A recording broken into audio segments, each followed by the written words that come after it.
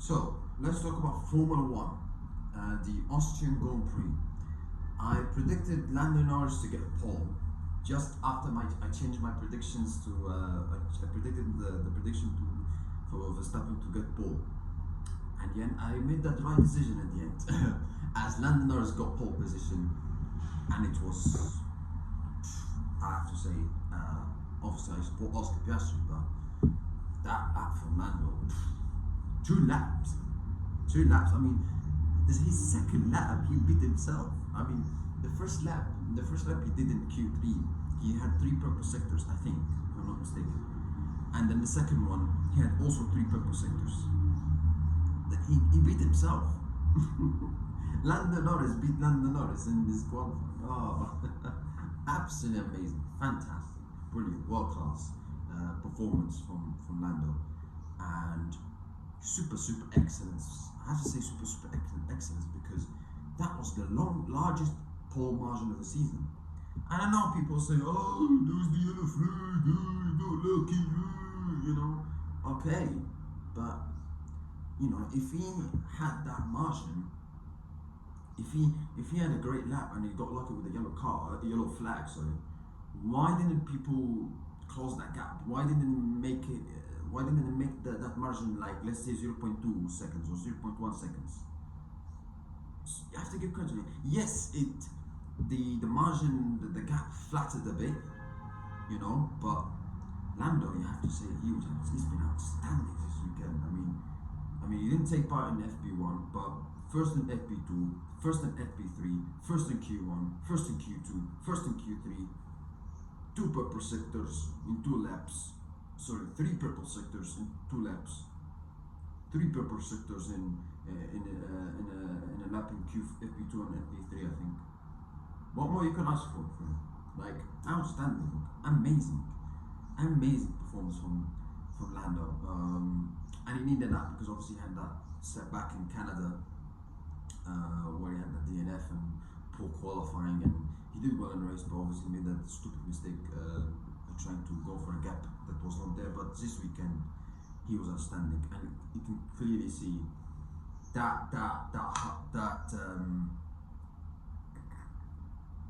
heartbreak suffering in Canada, which Lando suffered, clearly motivated him, clearly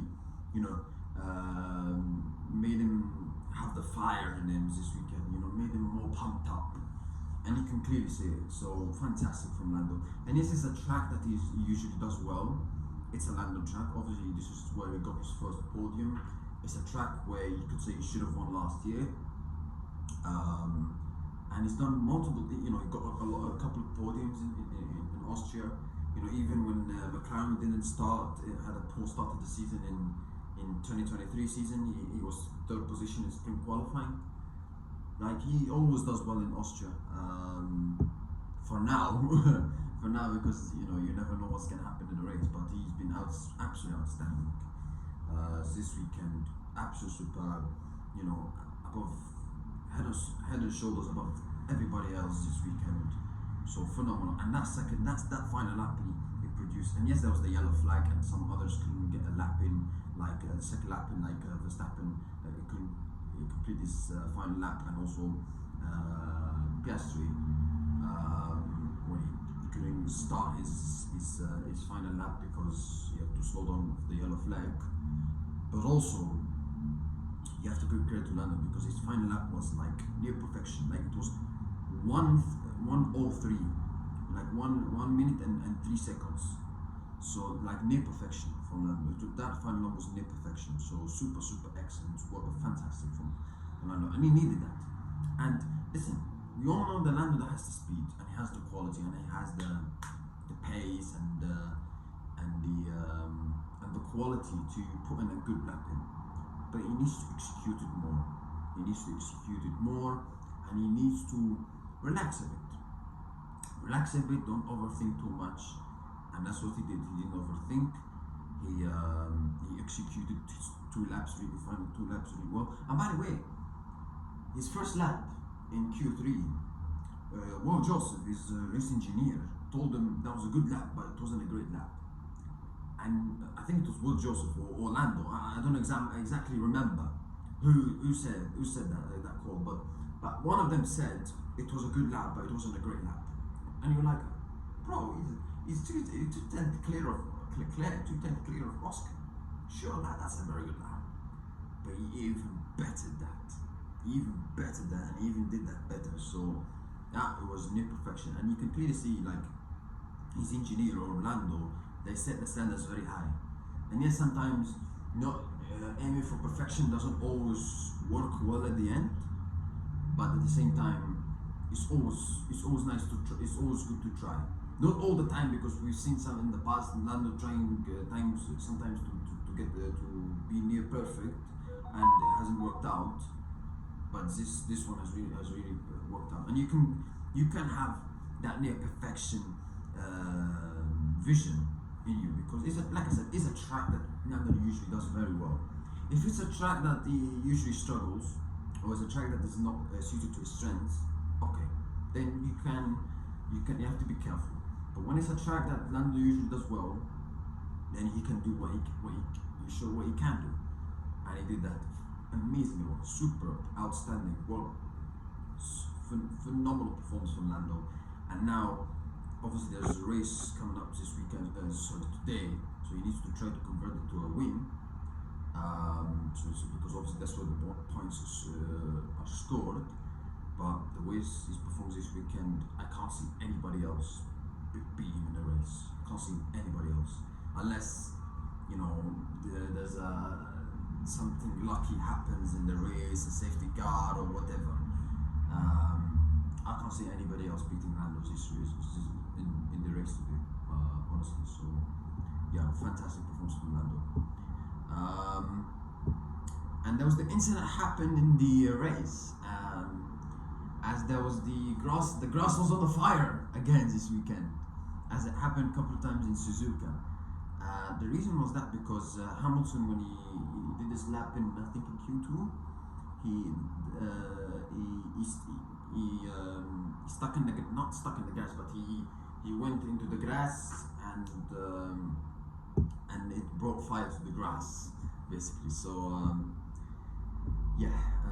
that's why. So another red flag because of fire, the grass in the fire. And people say, why there's a red flag when the grass is on the fire? Yeah, because the grass is on the fire. You want safety, This is not Mario Kart. This is not Mario Kart, man. Come on. But yeah. By the way, not only Lando did a great job in qualifying, not only him. Gabriel Bortoleto, amazing. His first Q3 appearance, and he finished 1 place behind Max Verstappen in a Sauber, and above Kimi Antonelli in a Mercedes. Like Kimi Antonelli's Mercedes, so like unbelievable, fantastic from Gabriel Bortoleto, fantastic. He will start in the 4th row of the grid, the same position he will start in the 4th row as Verstappen. So, and obviously Verstappen is one of his idols, so it's like a dream come true for him. So yeah, but what a performance, and he's been very good this season. Sometimes I'm not saying it's been unbelievable, but he's been very good. And yes, he's not been lucky enough to get points, but his qualifying this season, I thought he's been quite decent. He's shown a couple of times that he can compete with Hülkenberg, and yes, Hülkenberg got all the points for Sauber this season so far, but he's shown some races and some qualifying that he can compete, that he can be closer to Hülkenberg. So very good for Bortoleto, fantastic. And this is the same guy who won the F2 championship last season against Hadjar, Antonelli, Behrman, so he deserves credit, that's for sure. Liam Lawson, again, he had another person. He had a great performance in qualifying, finishing 6th, above the world champion Max Verstappen. Bravo, well done from Liam Lawson. He did a great job. And all qualifying, I thought he was outstanding. I mean, in Q1 he's also above Verstappen as well. I think he finished 3rd in Q1, if I'm not mistaken, or Q2, one of them.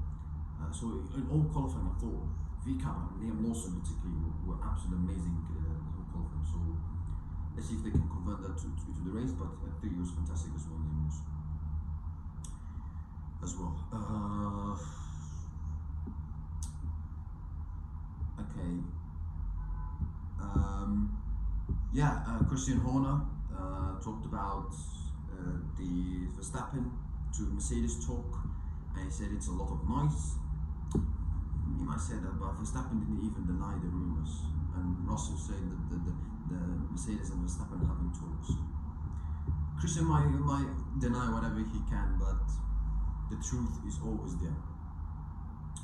And some people are lucky as well towards the race, towards the qualifying, like Oscar Piastri. I mean, you could say he was unlucky because he couldn't do his final lap. But you could also say that his first lap as well was poor. He made a mistake in turn 1 or turn 2. It was not good at all from Piastri, which lost him time. And also, if he can do his second lap, he could have maybe done it a bit earlier, instead of relying in the last minutes of the qualifying. Maybe you should have done it a bit earlier, like Ferrari did. They did 3 laps, I think, in qualifying for both drivers. They did it very early in the start of qualifying. And it's crazy. Maybe it's the key reason why they finished 2nd or 4th. So maybe Piastri, you could say, Piastri was unlucky, but you could also say his first lap should have done better, and maybe you should have done